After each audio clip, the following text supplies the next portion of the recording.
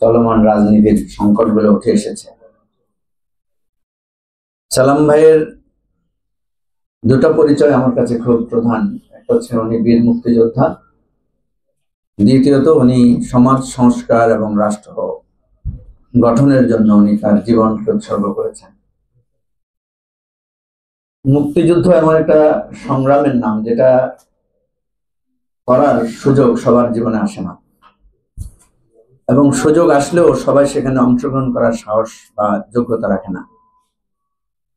আমাদের এই 54 বছরের এই রাষ্ট্র সংগ্রাম, তারও আগের অনেক 200 বছরের সংগ্রাম আছে, কিন্তু এই 54 বছরের সংগ্রামে আমরা দেখেছি আমাদের অবিস্মরণীয় সূচনা হচ্ছে আমাদের মহান মুক্তিযুদ্ধ,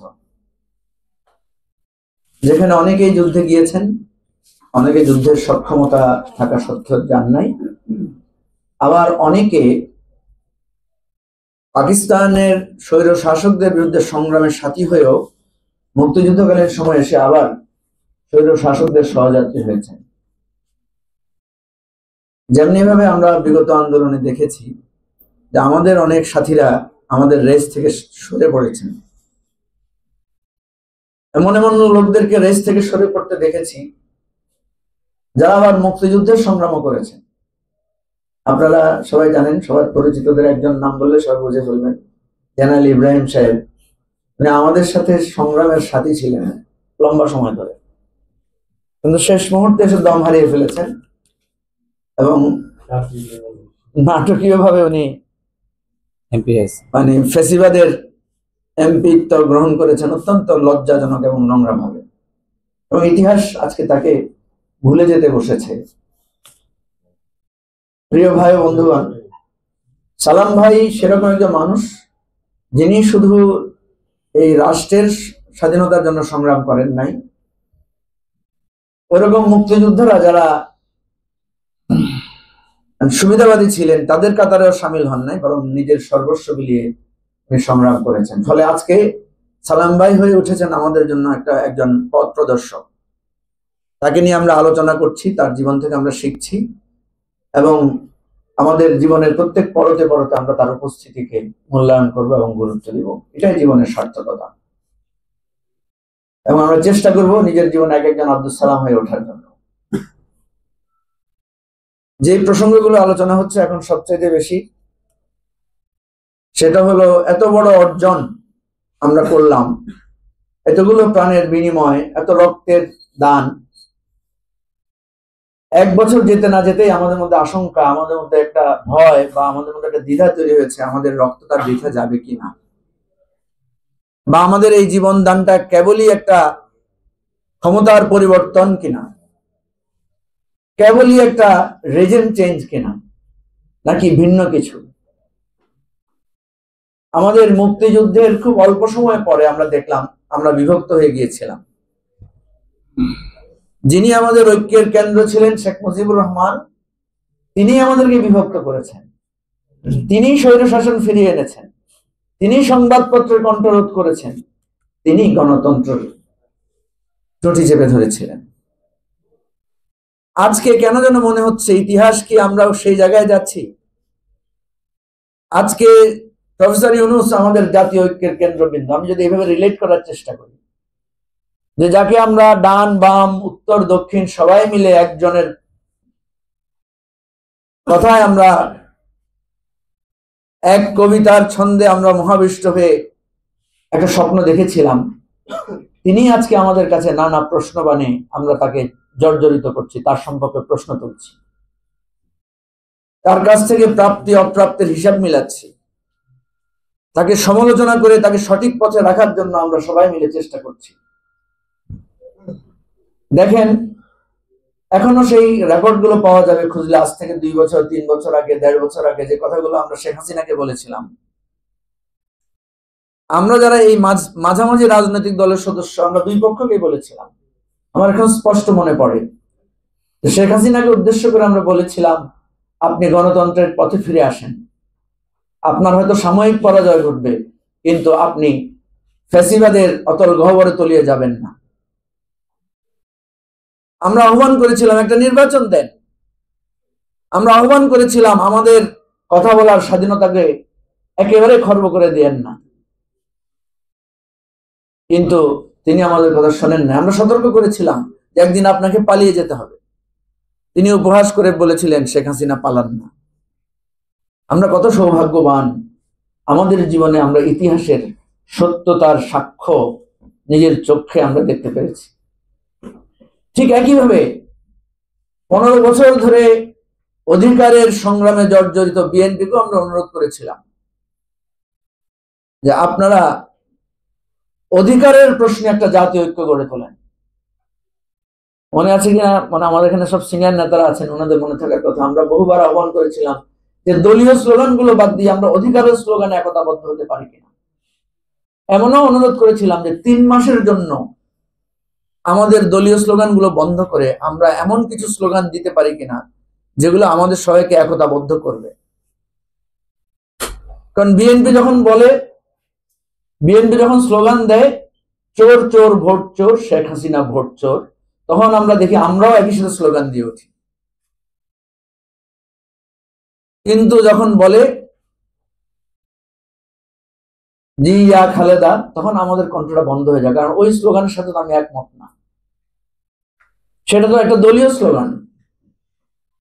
এই কথাগুলো বলার পরও আমরা দেখেছি যে সেই জাতীয় ঐক্যের সুর ওনাদের কানে যায় নাই, যার কারণে এত বড় একটা আন্দোলনের নেতৃত্ব সামনের সারিতে থেকে ওনারা দিতে পারেন না। ওনারা অবশ্যই এই আন্দোলনে সর্বাত্মক সাহায্য করেছেন।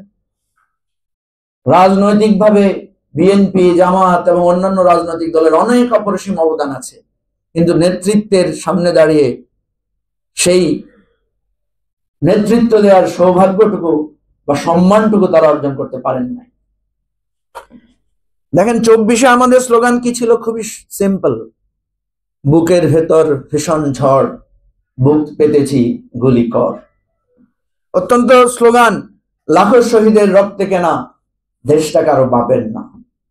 স্লোগানগুলো হয়েছে চেয়েছিলাম অধিকার, হয়ে গেলাম রাজাকার, আপোষ না সংগ্রাম, সংগ্রাম সংগ্রাম।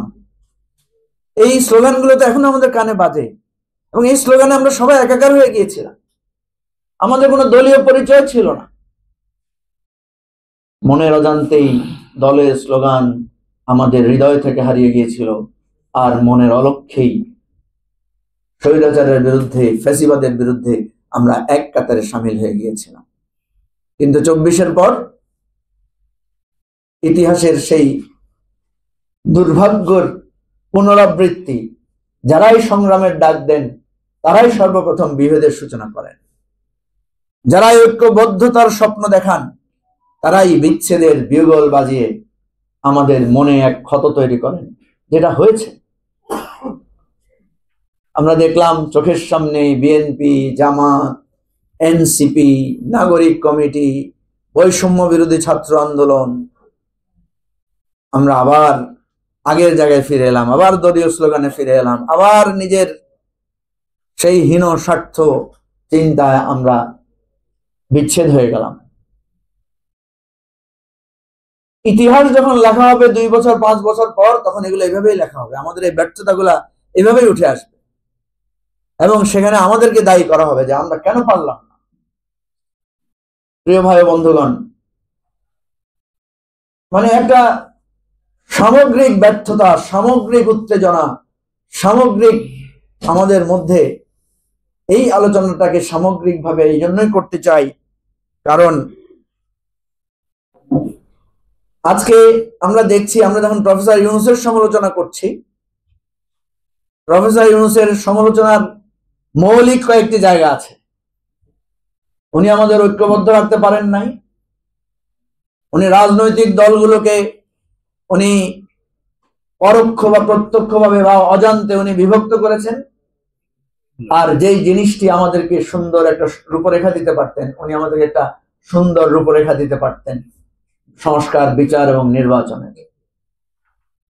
কিন্তু এর বাইরে ডালপালা গজিয়ে এখন কথা এমন এমন জায়গায় চলে গেছে যে ইউনূস 5 বছর থাকতে চান, ইউনূস বিদেশিদেরকে এখানে নিয়ে আসছেন, ইউনূস সাম্রাজ্যবাদের চক্রান্তের ক্রিয়ানকে পরিণত হচ্ছেন। এখন আরো ডালপালা গজিয়ে সমস্যাটা এমন জায়গায় চলে যাচ্ছে একটা নো রিটার্ন পয়েন্টে চলে যাচ্ছে সেই জায়গায়। ঠিক অনুরূপ ভাবে রাজনৈতিক দলগুলোকে এত হেয় প্রতিপন্ন করা হচ্ছে, একের পর এক রাজনৈতিক দলগুলোর বিরুদ্ধে এমন ভাবে প্রচারণা চালানো হয়েছে, মনে হচ্ছে যে রাজনৈতিক দলগুলোই বাংলাদেশের সবচেয়ে অধর্ম অকর্মণ্য লোক। এই জায়গায় আমি আমাদের প্রিয় ভাই আব্দুল সালামকে স্মরণ করি, যে যারা সমস্ত কিছু আমাদের দেশকে ভালোবাসেন। রাজনীতিবিদদের অনেক ব্যর্থতা থাকতে পারে, কিন্তু ইতিহাসের পরতে পরতে রাজনীতিবিদেরাই টিকে ছিলেন, তারাই সংগ্রাম জারি রেখেছেন, সমালোচনা সত্ত্বেও তারাই আবার ঘুরে দাঁড়িয়েছেন। সুতরাং আজকে যে সামগ্রিক ব্যর্থতার দিকে আমরা যাচ্ছি তিল তিল করে, প্রতিদিন একটু একটু করে, এখনো সময় আছে ঘুরে দাঁড়ানোর, এখনো সময় আছে বিবেককে প্রশ্ন করে আবার ফিরে সেই স্লোগানগুলো আঁকড়ে ধরার, যে বৈষম্যের বাংলায় আমরা যদি বলি যে পরাজিত হওয়ার কোনো উপায় নাই। প্রিয় ভাই ও বন্ধুগণ, এখানে আমাদের প্রিয় সাংবাদিক বন্ধুরা আছেন, আপনারা সবাই আমাদের সংগ্রামের সাথী।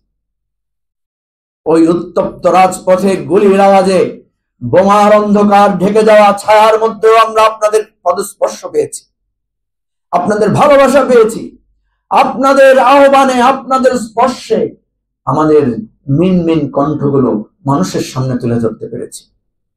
সুতরাং আজকে শুধু রাজনীতিবিদ আর সরকার বা এনসিপি বা বিএনপি এই বিভক্তির মধ্যে না থেকে, আমি আজকে আব্দুল সালাম ভাইয়ের সম্মানে এখান থেকে বলবো যে আমাদেরকে আবার একটা বৃহত্তর ঐক্যের স্বপ্ন দেখতে হবে।